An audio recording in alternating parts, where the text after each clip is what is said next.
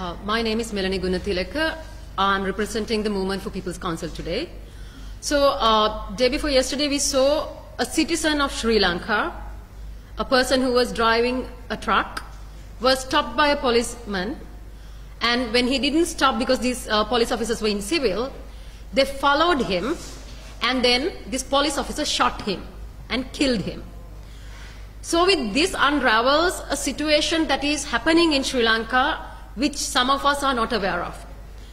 So Sri Lanka is being slowly turned into a police state where police officers have got some sort of a permission to kill people on the roads without even wearing their uniforms. So the people who were there when that incident happened, they recorded this incident, they shared it online, so the public got to know about it. What would have happened if he didn't? What would have happened if nobody, if there was a social media bill or an online security bill curtailing his freedom of expression? So he wouldn't have shared this. So the result would have been that these police officers would have put some drugs into these victims' pockets and called him a drug addict, and the people would go also saying, oh, it's okay, you know, it's okay to kill him because he was a drug addict. So we need to understand how these sentiments come about. So this media, when they share information, they use certain words, and some of the mainstream media who reported this incident had said that that it was a misfiring, right? That the police officer had mistakenly shot this victim. But it was very clear, the eyewitnesses say that this police officer had kept the gun to his head, the victim's head. So what is happening in Sri Lanka is that Ranil Rajapaksa regime, the regime that doesn't have a mandate of the people, the government that is rejected by the people, is taking the support of Tiranalas and Deshabandhu, who both have cases against them. And Deshabandhu, if you take an example, Supreme Court has said that Supreme Court has given a verdict saying that this man has violated fundamental rights of a victim. So these are the people who are governing or who are making decisions for law and order. So they are also doing this war on drugs operation so they can shut down or kill anybody and make it a norm that, you know, police officers killing people would be the norm of Sri Lanka. So is that a kind of country that we want to live in? Is this a kind of country where we want our children to grow in? So I think it's of the utmost importance that we understand this current situation. The current situation in Sri Lanka is that 7 million people are in poverty. They're below the poverty line. This is by 2023. And that consists of 31% of the total population of Sri Lanka.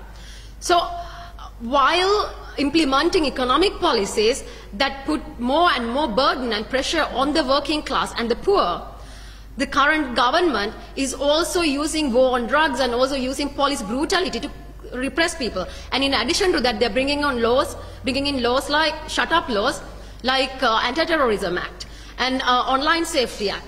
So by trying to create these legal mechanisms to shut people up, to repress the voices of people who speak against injustice, what they're trying to do is repress people even more, put more and more economic burden on people and terrorize people.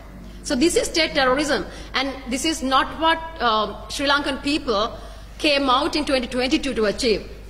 We all wanted a country where law is equally applicable to people. We all wanted accountability and transparency.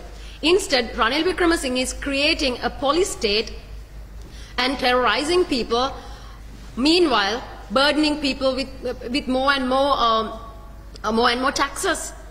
And like over, I think 1,060,000 families cannot afford to use electricity anymore. So what would happen to our children, the people who are taking education? So how are they going to study at night? Are we even thinking of these problems right now? This malnourishment is on the rise. So all of these are going to impact heavily in our future.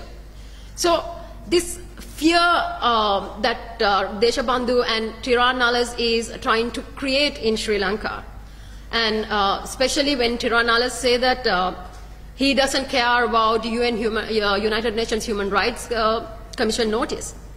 What he says is, we don't care what you say, we don't care what anybody says, we will kill people at will. And they just did it and showed it.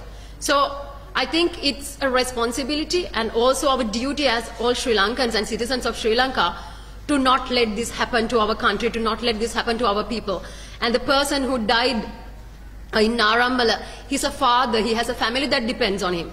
And he died for nothing just because some policeman was so drunk on power. And this narration, this whole situation that they're creating is dangerous. It's not only dangerous to the current situation, not only to the people who are living today, but also for our future generations as well. So we all have a right and we all have a duty to speak against this, come onto the roads, protest against this. Don't let Ranil Rajapaksa regime and his guard dogs, Tiranalas and Deshabandhu to ruin Sri Lanka. Thank you.